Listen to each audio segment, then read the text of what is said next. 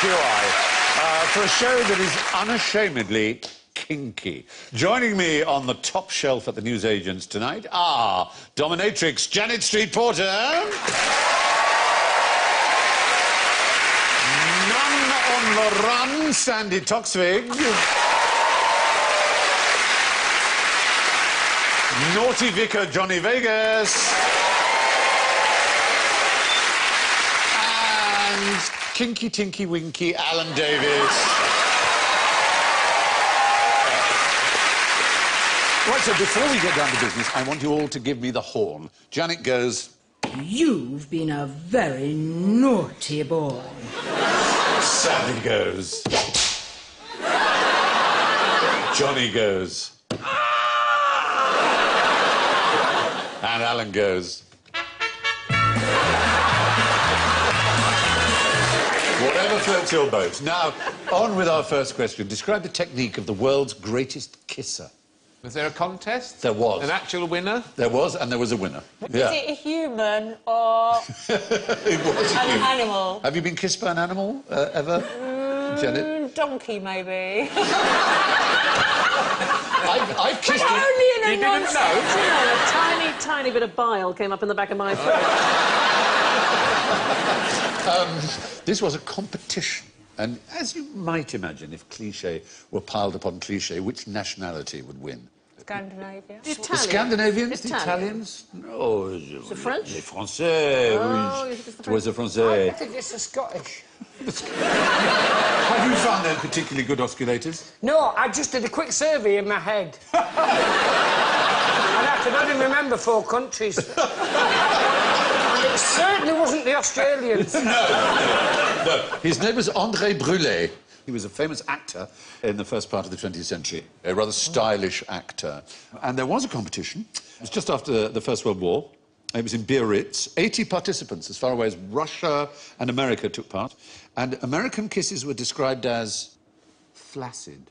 I would have said forceful. Forceful. No, you would have thought. Russians were eruptive. Italians, burning, which you'd think was good. Ardent is another word for burning. Ardent kisses. I'm still on erupting kisses. What are those like? Volcanic. I think that was a bit of second about. Oh, yeah, That's not where you think you're getting a normal kiss and they suddenly stick their tongue out and you weren't expecting it. That can happen. I know. Or you kiss them and you put your hands up and shout, bingo! But I'm afraid the word that was described for English kisses is almost all too predictable. Cheap. Frigid. Wet. Moist. Frigid. Tepid. Tepid. Oh, wonderful. I'm disappointed in our nation we are. Spanish were vampirish or vampirish, however you would say it. Vampire-like. But the winner, who, although he was a Frenchman, French kisses were described as chaste. Which is Really? most Because unsurprising. French kissing is... French kissing itself is far from chaste. It's cataclysm. It's cataclysmic, exactly. Yes. No, the actual word for it is cataclysm. Oh, is that what they call it? It's called... Yes, and it's something pigeons do, bizarrely. Who knew? When you see 2 pigeons billing and cooing... Cooing? Yes, they're actually sticking their tongue down each other's... Yeah, and it's... Not swapping pigeon milk. No, so it's much better to say to somebody if they don't know what it is. If you want a French kiss, do you mind if we do a bit of cataclysm? And they're bound to say yes because they've no idea what it is. You made me think of cataglottism, which is the Cataclysm. tongue Yes. with a glot. Cataclysm is a disaster. No, which I you think wouldn't want. you misheard me. It's my Danish accent. Oh, I see, right. Cataglottism. Can I ask Sandy a question about the pigeons? Yes. Yeah. Do they have sex through their mouths? No. Oh, how do they have sex, just by the way? The normal way. In the normal way. Normal they way, have yes. Is this news to you? I know you've been married a few times, but you don't have children, do you? No, I don't have children, but I've never had sex with a pigeon either. I just couldn't see Can I just Call say yourself a Londoner. the pleasure of Janet questioning 2 homosexuals on this subject is... You're doing the extra show. They're doing it. No, they're feeding. Do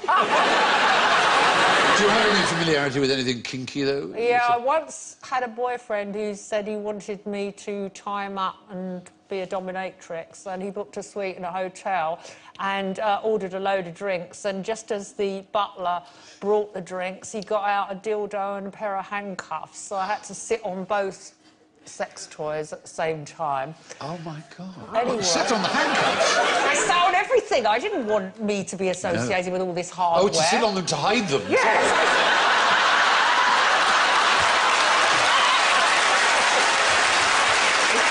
Sorry. Were they furry handcuffs? No, they're normal ones. And in the morning when he was asleep, I just handcuffed his foot to the end of the bed and left. Wow. You should have made him finish your book first.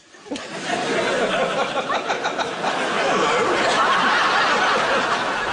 it just men in the kissing competition? Yes, it was. See, I suppose they wouldn't have had women showing off their kissing technique. No. That would have been thought to be Not appalling. not in those days, exactly. So what was he kissing? The back of his hand? No, he was kissing women, but he was kissing them. It wasn't a mutual kiss, if you sort of mean. He gave them kisses. The idea was the technique, he would grab their waist and sort of push himself down. The whole thing was almost like a sort of ballet dance. It was not about the actual sort of long snog. It was about the elegance with which you did it. And that's where he won his awards. And there's a very famous photograph, you probably know, of a similar kiss, which is amazingly evocative of a great victory, VJ Day. Ah, the one with the sailor and The sailor and the woman in New York, which is hugely famous. And in 2012, that recently, they were reunited. They're both alive. Her name is Greta Friedman, and he is George Mendonça. They had never met. He just simply saw her in the street, swooped her up and kissed her, and the photographer got virtually the photograph of the... Didn't she rather famously slap him afterwards? She was not pleased at all, no. Absolutely. But when they had a reunion in 2012, they were very friendly, and she realised it was a fabulous moment. He was swept up in the joy of VJ Day. So did they shag? I think not if she slapped him afterwards, although... I mean, No, that on the doesn't mean- reunion. On the reunion?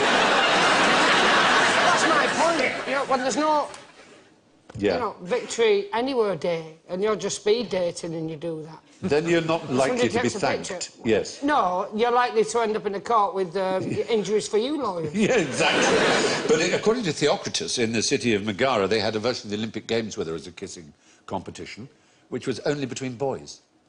Yeah, I know. I know.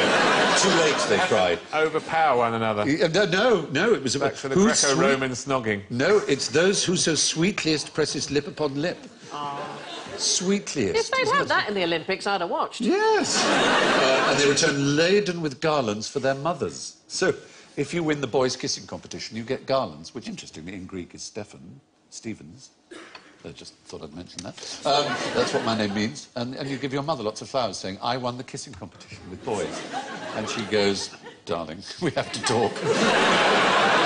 Just don't tell your father. So there you go. The world's greatest kisser was a French actor named André Brulé. But who was the most shocking kisser of all time?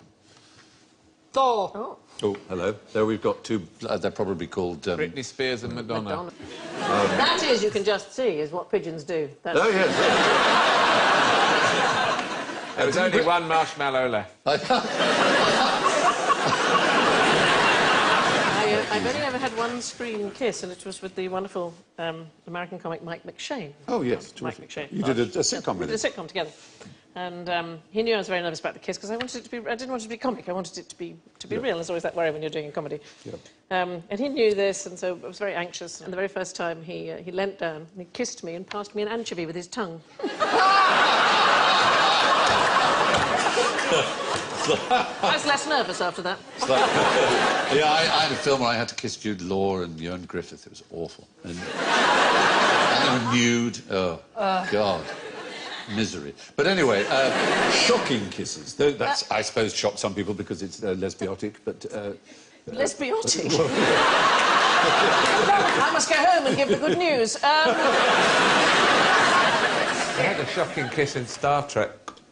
Really? There's an episode where Captain Kirk kisses Uhuru, Lieutenant Uhuru. So it's interracial. Oh, Yes. very shocking. And that was not thought would go well in the southern affiliates. Right. So they did she shot keep it that- so that one of them had their back to camera, so you couldn't... You knew they were kissing, but you couldn't actually see it, just in case down south they didn't kick off. Yeah. Are we talking about a screen kiss, or are we talking... I'm An talking electric about the shock. word shocking. Thank you, Is Alan. it something electrical to do Yes. with it? The Venus Electrificata It's one of those things. Whenever you invent a new technology, people experiment with it in extraordinary ways.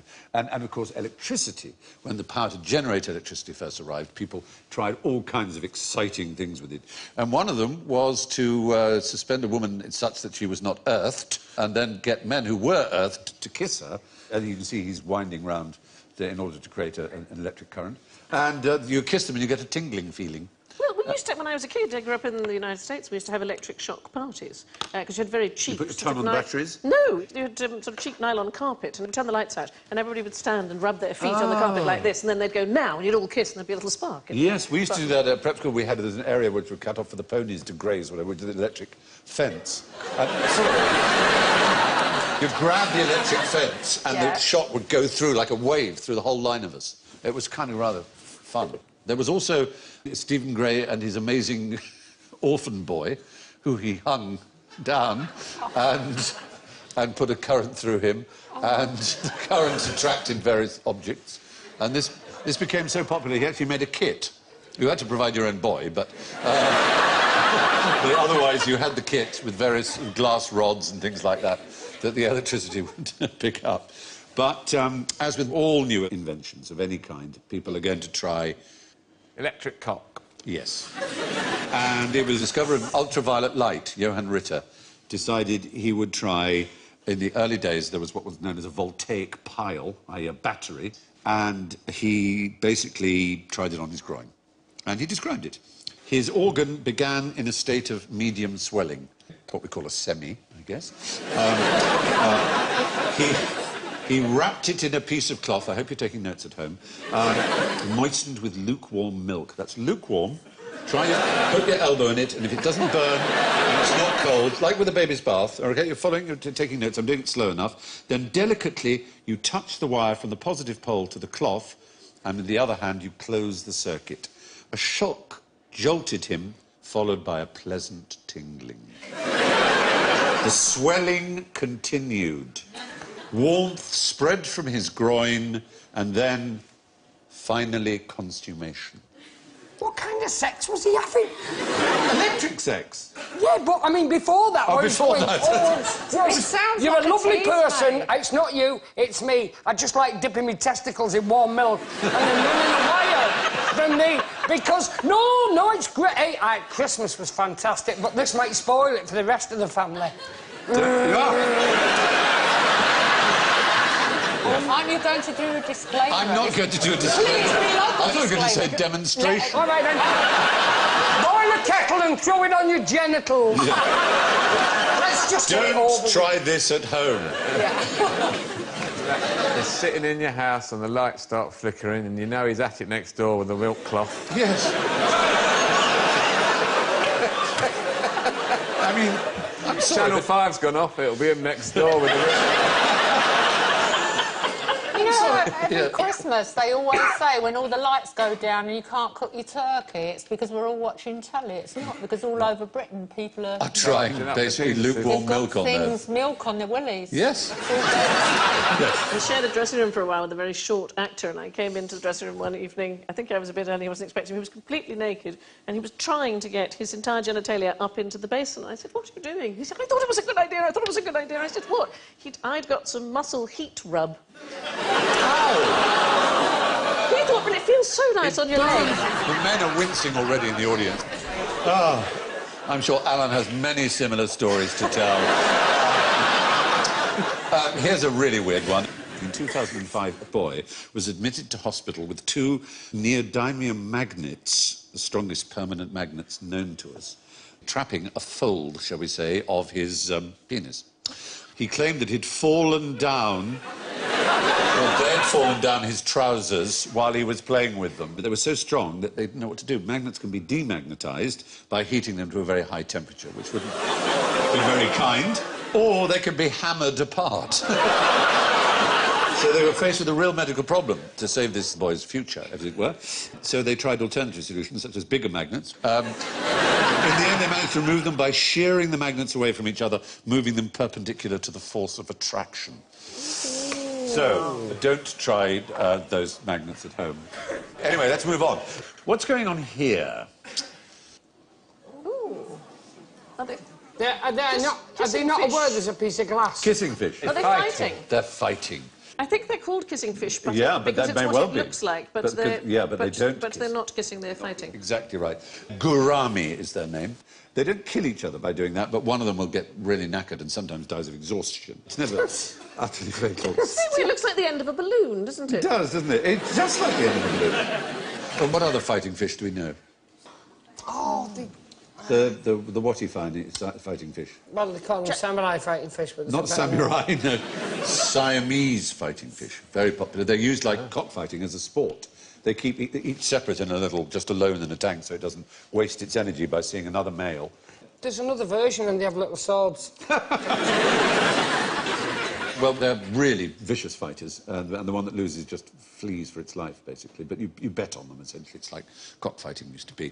They're not the fish that eat all that spare skin off your feet, are they? Oh, supposedly, Have you that's done right. that, Jack? Have you done that? Yeah. No, I'm a bit worried that if I Really? put my feet in the hot water with a little fish... This is for pedicures, where they put these tiny little fish in, isn't it? And they supposedly nibble away at your dead I'd skin. be you more worry worried they that they would be didn't want my feet. Such an Put your insult. feet in and they all go to the side again.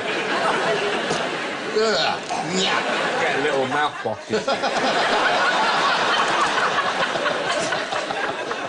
I've done it. At first, it's really strange, and then when you get used to it, what's stranger is 15 people filming you. Like you've got your feet in tank going, ooh. You did it on a for TV thing, did you? No, I just did it in a shopping centre.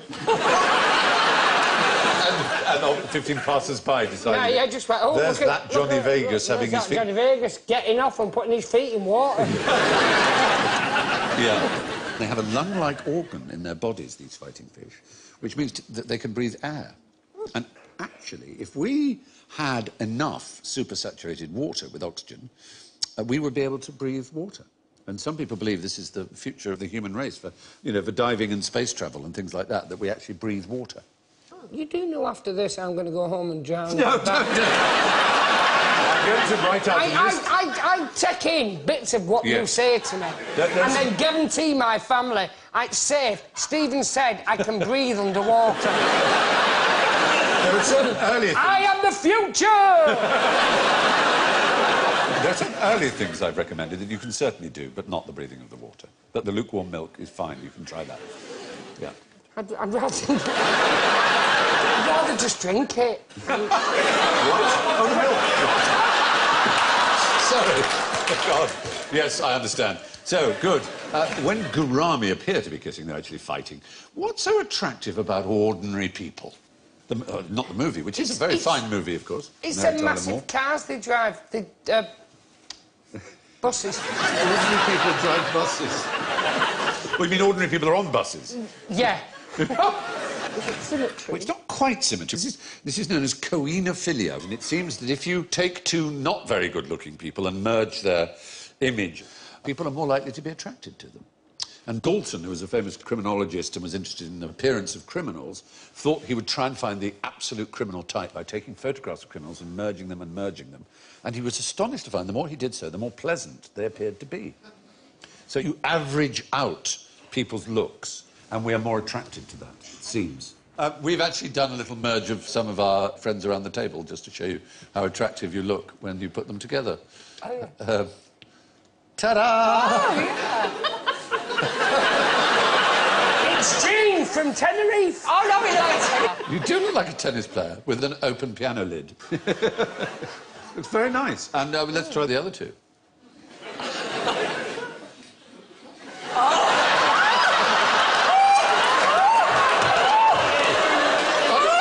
Serial killer. Let's not have children.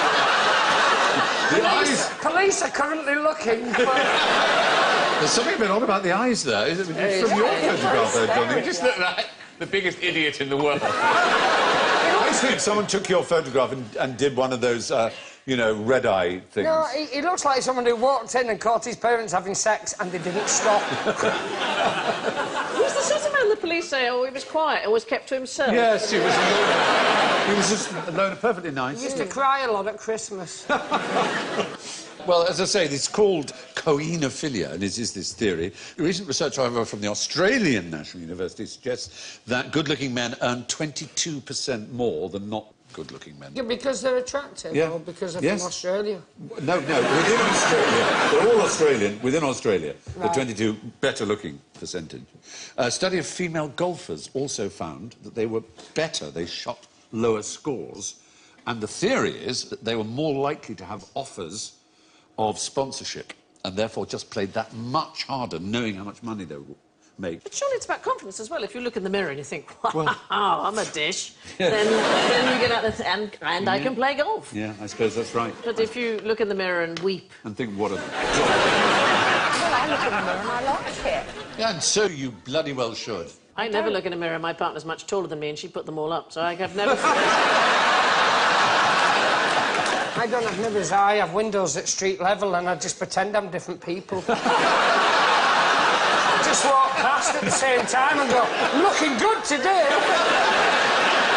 Let's get out to that meeting quick while I've got that nice suit on. I realise I'm wearing a bin bag.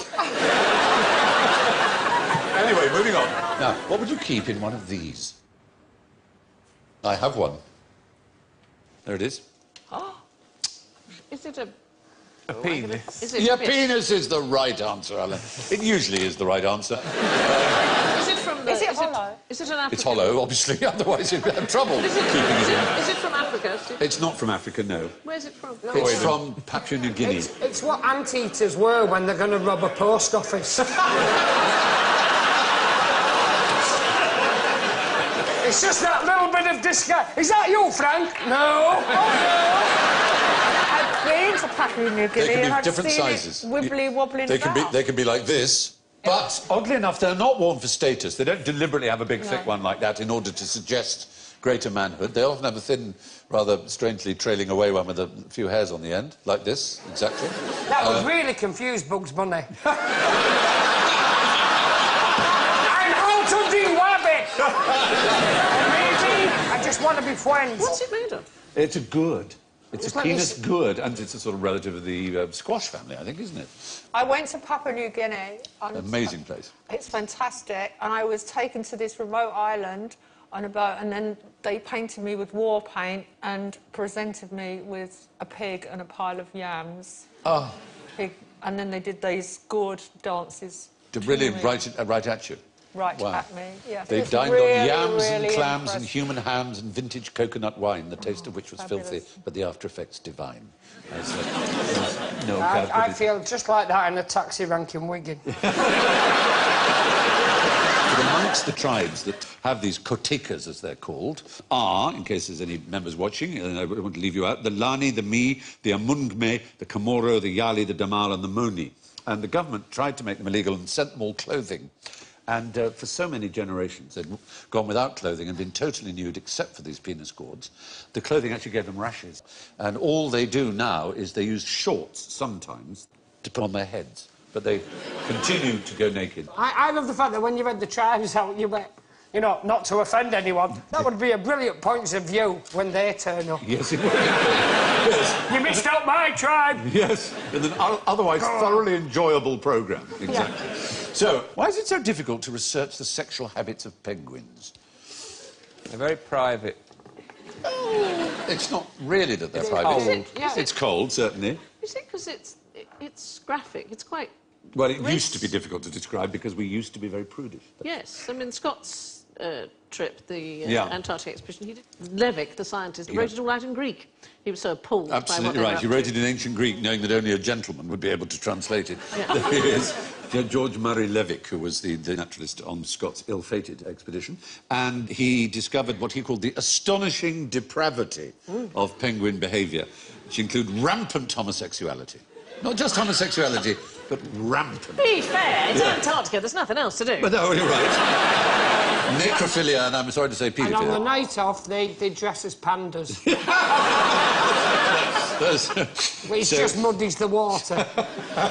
So he wrote his account in ancient Greek, absolutely right. So that educated English gentleman would be the only person to understand it. When we've got the penguins in the London Zoo, are they doing all this in full view of school parties? Oh, they may well be. His particular species... You've got to have... Yeah. You've got to go to the zoo a lot before you go, no, Kevin. Generally, just go, there's penguins. I'm just worried whether there's a warning outside the penguin enclosure. How would you phrase that for visiting school parties? Warning, penguin might be buggering. Anti-uncle. Stephen, maybe they can't tell, right? And I just don't go mad, and the animal rights people or anyone else. But maybe if we drug them and sex them, and then we put tiny bikinis on some of them, then the grown-up penguins can tell who they should be having sex with and who they shouldn't. Not bikinis, a nun's habit. That would confuse the priests. But the Adelie penguins were the kind that this man looked at, and it's now thought that his idea of necrophilia was probably wrong. They were asleep. Yeah, they were. Was it not that a female lying there dead with her eyes sort of like that looked a bit like a come-hither look to a penguin? Yes, they can't tell the difference between a frozen dead one and a living one. They look as if they're coming on to you if they're just lying there dead. I've had that experience quite a It's actually very hard to sex a penguin, by which I mean to determine its gender. Give it that step. Not for them. They seem to know instinctively, either by smell or by some other thing. One of the common ways of being pretty sure, assuming it's a straight penguin, is muddy footprints on the female. Tells you that it's a female because it's been walked on by the male. The feminists are going to love this bit. Well, it's just... Footprints on a woman. After sex. It's quite Almodovar, though, isn't it, if it's high heels? But I don't think it is high heels in the case of penguins. No. You don't think? I don't know. I was trying to be sort of, you know, not too assertive in my knowledge.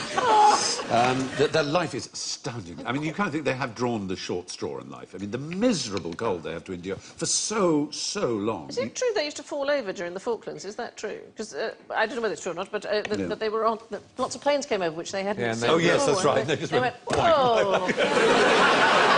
It's unfortunately a myth. It's not true. Oh, it's not true. It's a lovely story. It's a nice story, but it's not true. Yes. Can you imagine, in the bird world, if you introduced postcodes, penguins would move? Yes, they would. Yeah, somewhere SW3. warmer and bigger wings and... Yeah. I don't think they would want to move because they've got flippers and flat feet. They need ice and to They're move born around for it. on. They're not going to say, I'm going to move to the Himalayas or I'm going to move somewhere Well, rocky. you know what, Janet? You haven't thought this through, because, one, they wouldn't know what a postcode is. Two, they can't fly, and I doubt one of them getting on a plane. By themselves, acting casual after raping all the family. I would imagine they'd be on a no-flight. I'm just saying, in an ideal world, given the choice, the penguins would go, we've had the short end of the deal. That was my That's point. all I'm saying. Don't turn this into question time. It's like being in a home to the elderly. It really is. The cuckoo will They come keep round soon. taking me stuff. All right. Whatever... Are we having fish? Wheel him into the sunlight. Shut up, Mr. Penguin. So, now, how did a bunch of choir boys plan to drive Hitler mad? We've been very literal there. There's Hitler in a straitjacket. It's a plot. I do know this. Yeah. Porn. Pornography. Pornography. They were going to drive him mad with pornography. That's absolutely right. That's the plan. Yeah. They had groups called the Cowboys, Yeah. who were behind enemy lines, and the choir boys were the people in Washington. That's and they right. came up with bonkers ideas. All kinds of suggestions. I mean, a lot we did too. Bouncing bombs, ridiculous, and yet that was one that worked. And Churchill chose the date precisely in May 1943, when the floods were at their full height in the dams, and he was in Washington, so that if it worked, he could announce it. And it would be the first royal invasion into German territory that caused a massive difference. And Lord Charwell, his scientific advisor, said to him reportedly, but what if it doesn't work? And Churchill said, then no one will ever hear anything about it. And that's the point about these mad schemes. There were all these kind of, you know, really zany plans, but most of them we don't know about, and a lot of them were covered up, and probably we never will. We know about the ones that work. But this is one that didn't work, but we do know about. Wasn't it? It was smut. They were going to drop Basically, it's pornography. smut all over Germany. Well, particularly to drive Hitler mad over Berchtesgaden, where his residence. So leaflets were going to cascade down. I was going to drive him mad. Absolutely. The US Army Air Corps described it as insane and refused to do it. But it did have an important role to play, pornography. And, of course, these were ones that the Germans dropped on the Allies, because they did the same thing. Germans and Japanese.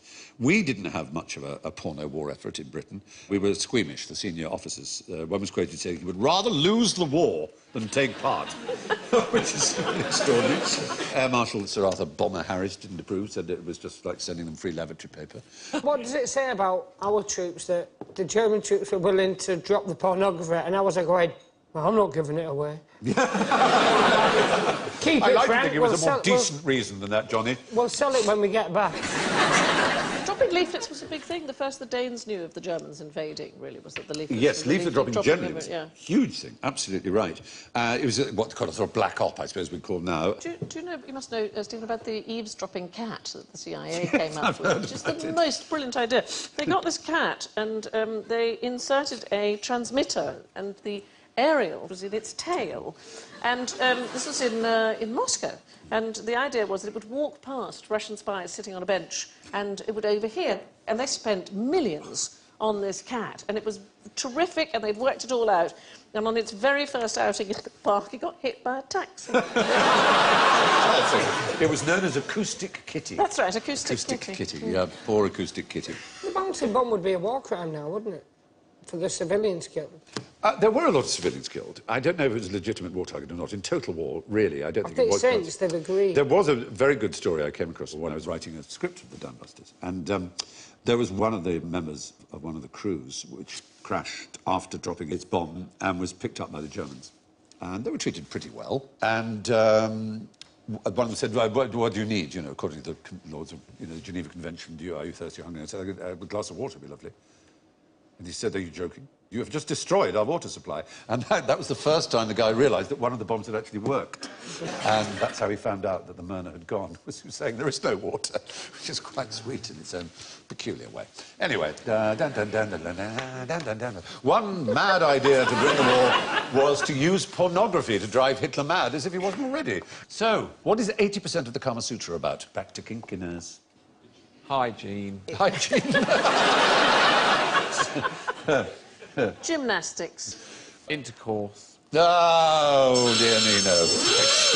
Well, intercourse can have other meanings, of course, but no, the fact is only 20% is about sex. Most of it is about all kinds of other fascinating subjects. How to be a good citizen, insights into relationships between men and women, tips on tattooing, the art of making your bed, playing on musical glasses which are filled with water, making lemonade, solving word puzzles, knowledge of mines and quarries, the art of cockfighting. The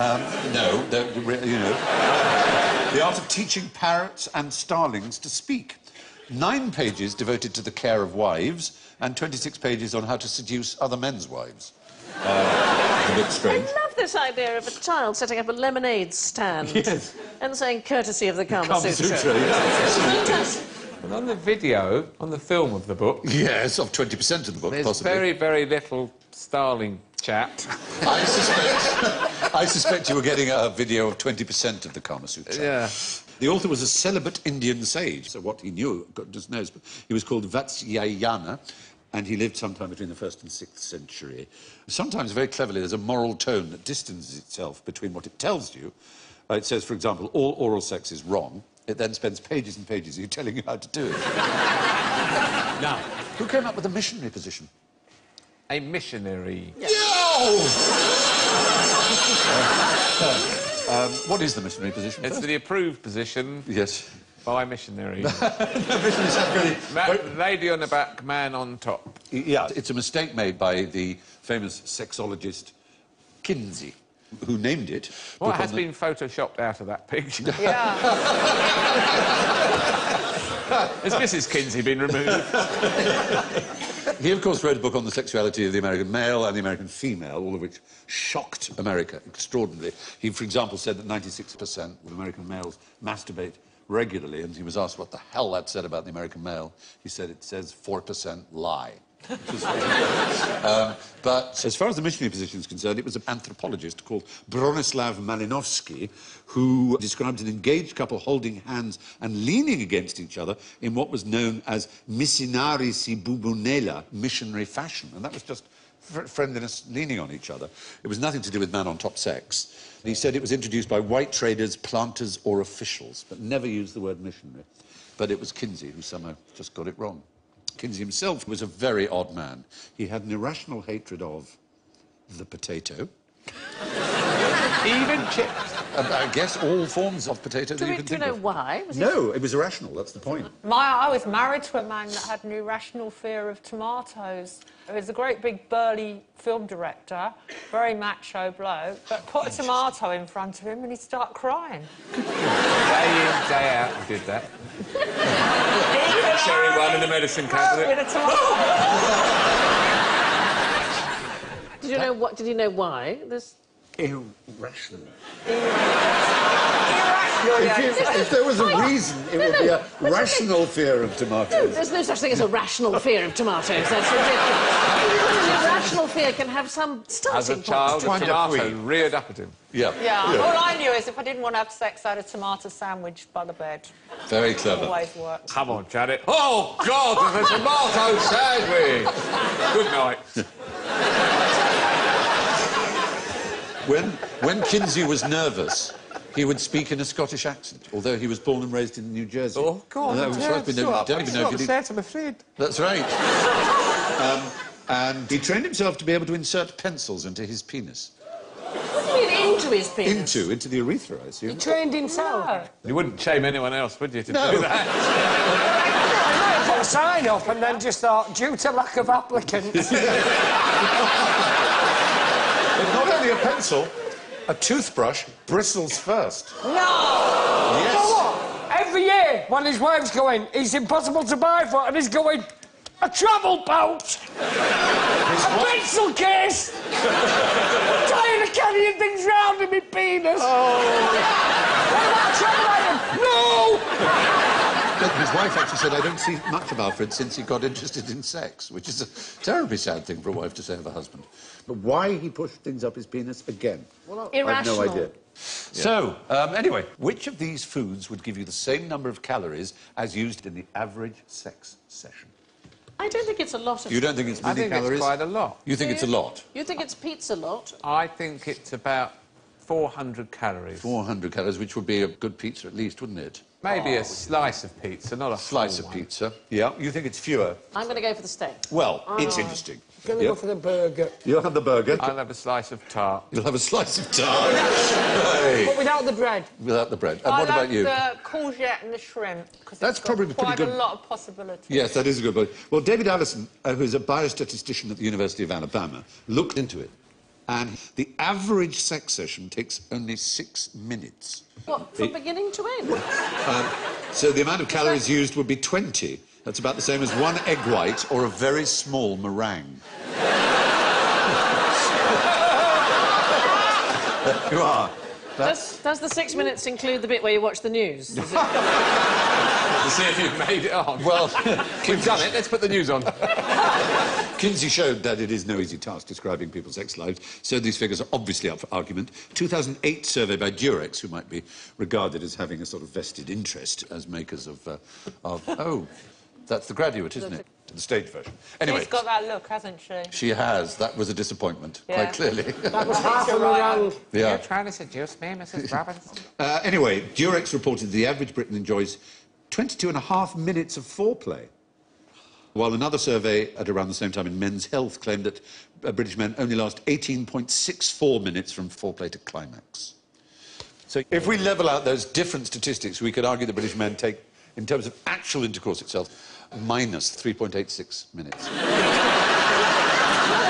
In in the Second World War, they used condoms to protect the ends of the rifle. In the north, in the final attack on Norway. Hugely successful, so successful that they decided they could do with some for their 18-inch guns, and special condoms were manufactured by... Is this the Churchill story? Yes, by Durex, I think. On QI. But tell it again. No, it's just Churchill insisted that they be sent out in boxes marked for British service personnel use only, size small. Yeah. He added, that'll show him who's the master race. Fantastic, isn't it?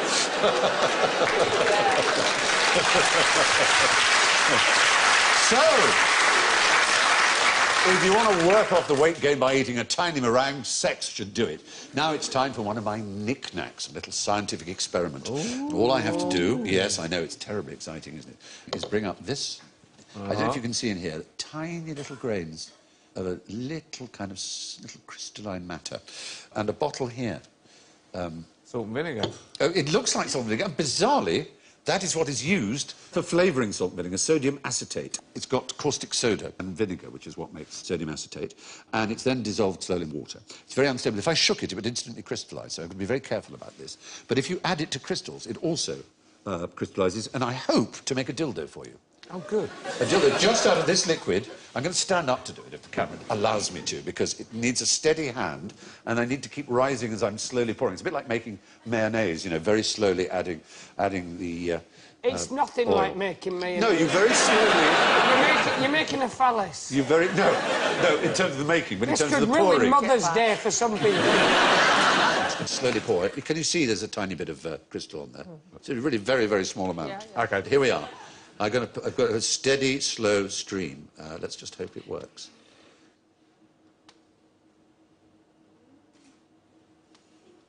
You are saying?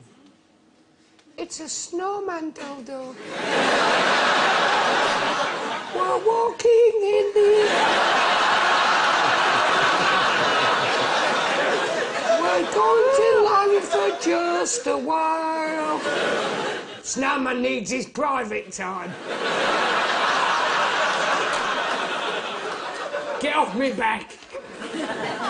It's not very easy to do, very accurate. I've got to keep doing higher, otherwise it'll touch itself, and then it will blow back into the bottle. Well, there you go. How's that?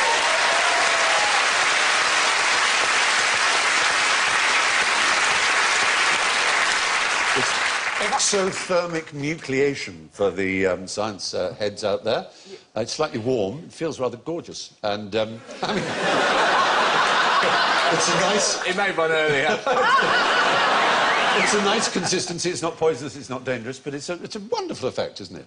Yes, It's gorgeous. I like it. Yeah, there you are. It's not an absolutely perfect dildo, but it What's disturbing is it looks like mine. Yes, exactly. So that was the supersaturated sodium acetate knick-knack. And these are the final scores. And for possibly the first time, we have 3 people on plus scores. It's thrilling. What? The winner with 11 is Sandy Toksvig. In a very, very fine second place with 3 points is Johnny Vegas. And with a shatteringly impressive +2, Janet Street Porter. Brilliant. And the only one plunging into sub-zero conditions, I'm afraid, is Alan Davis with -15. Whoa.